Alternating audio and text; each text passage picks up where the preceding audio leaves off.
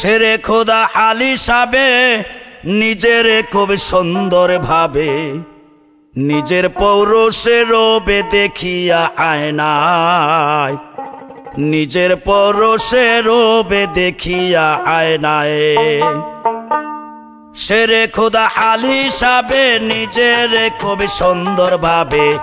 নিজের পৌরুষে রূপে দেখিয়া আয়নায় নিজের পৌরুষে রূপে দেখিয়া আয়নায়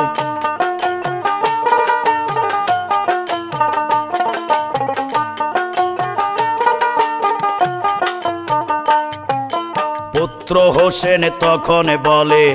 গর্ব আপনার যাবে চলে মায়ের গোপন সুরত যদি দেখেন আপনায়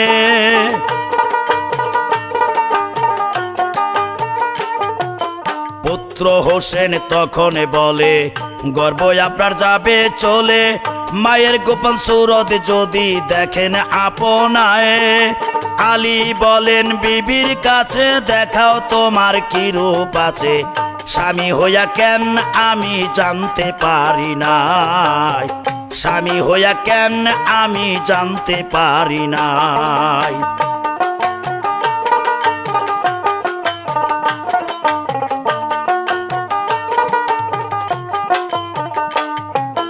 অরূপে সে রূপে খালি চোখে পায় না দেখা কোন লোকে তোমায় দেখায় কেমনে স্বামী বলেন ফাতেমায়ে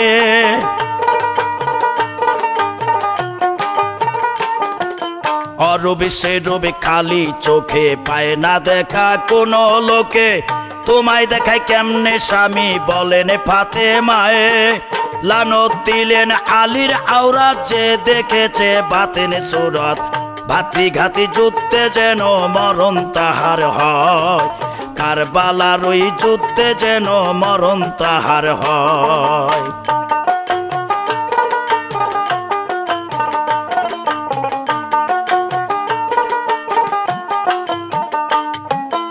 আলী কহেন সব কারে দিলে সে তো তোমার নিজের ছেলে বাতুনি মসজিদে গিয়া তোমার ওই রূপ দেখতে পায়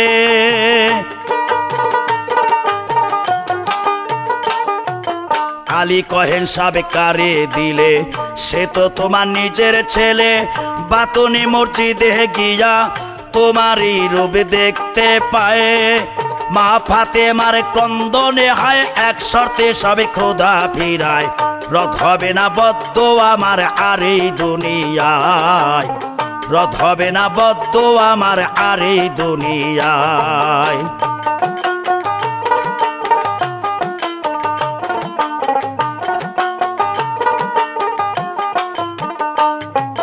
কেন্দে কহেন জগতের মা চাই না ছেলে অরব্বানা আর কোন মার বদ্ধ আজেন লাগে না সন্তানেরই গায়ে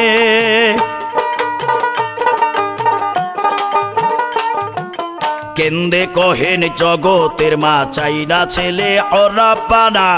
আর কোন মার বদ্ধ আজেন লাগে না সন্তানেরই গায়ে নবী কন্যার অন্তরে রূপ আলোয় ভরে আধারের কূপ কোটি নারীর ব্যথা গুছে ফাতেমার ব্যথায় কোটি নারীর ব্যথা গুছে ফাতেমার ব্যথায় কোটি নারীর ব্যথা গুছে ফাতেমার ব্যথায় কোটি নারীর ব্যথা গুছে ফাতেমার ব্যথায়।